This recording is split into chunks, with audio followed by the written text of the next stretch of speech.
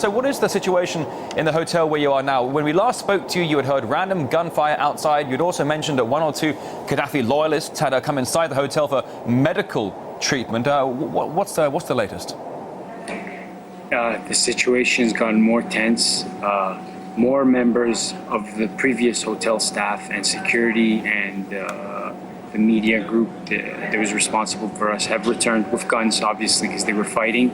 These are volunteers, they're not soldiers. They returned with news from the fighting, and the picture they have given us is not a picture of loss, and they were very confident. And I believe, I'm sorry to say I couldn't go further, one of them might have been killed in front of the hotel. This is a possibility. I cannot confirm it right now because there are snipers still in the hotel. We've been given messages by CNN, for example, not to mention Al-Qaeda or anything like that, because we would get killed. This was a veiled threat in my eyes. It's unacceptable. It's censorship. And this is not acceptable threat. It certainly seems like an increasingly tense atmosphere where you are there. But when you're talking about the latest violence, is that around the hotel where you are, or is that in other parts of the city, or are you hearing violence from other parts of the city as well? No, but after the news came of the conflict in what the Western media, the U.S. CNN and them are saying, the CNN journalists picked up, and I believe they contacted NATO and the rebels, and the ones that are actually security guards, that's what they really are. I've said we have to take action soon now. They have their own extraction plans, and I believe that my life and the life of other journalists who are not reporting within the framework of this consensus, our lives are in danger. They're very unhappy with us. We're getting very bad looks, and if anything happens to us, I would.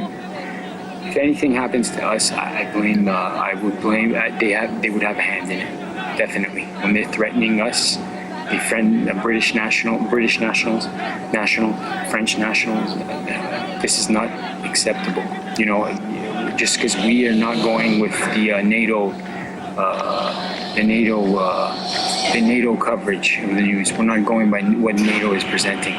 NATO is not winning. I think they're going to try to say there's a bloodbath and intervene militarily here with their responsibility to protect, which I never saw in Bahrain or Saudi Arabia. And they're saying there's Qatari troops caught here. You know, this is the people we saw are saying Qatari troops are caught here. They were very confident. And to be honest with you, I was a little emotional seeing one of them because he's a young man and he worked here, you know. And one of the journalists was very untasteful about it. Very rude comments. All right, now when you talk about feeling threatened where you are, forgive me if interrupting here, but you're talking about feeling threatened. You're feeling threatened by the rebel forces who have taken control of certain areas, or is it also the loyalists? No, not the loyalists. We feel threatened by the rebels and by some of the journalists in here. I'll tell you right now, some of the journalists in here, we feel threatened by them because they're not real journalists. They're not real journalists at all. Well, do you have a safe house? Do you have a safe room with mattresses padding up the walls? I mean, where can you seek shelter if you know if you need it? The Russian embassy said they welcome us, but we can't get there because there's fighting in front of them. The Cuban embassy, do you hear the fighting? It started, like it's getting very loud. They're coming near. God knows, you know, God knows what can happen, but it's very important that the real international community, not NATO countries, take action to get us out of here. All right, now you're just asking me if I hear the latest gunfire. Was that gunfire or was that possibly NATO bombing?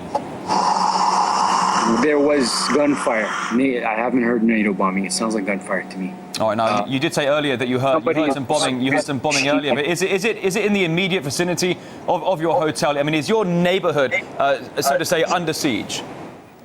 Is my neighborhood under siege? We have snipers here. Somebody was shot. I don't know if they're dead.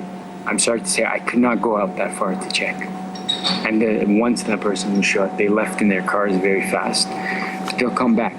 Well, the message was we are hearing, maybe I'm letting you know that the messages we are hearing on the ground are conflicting with what the reports say, what Al Jazeera is saying and what CNN is saying. and I think they're very upset. They're very upset that that things are not going the way they want. All right. Well, listen, we'll try and check in with you later. Journalist Mahdi Nazemroaya live for us there in Tripoli. Many thanks indeed.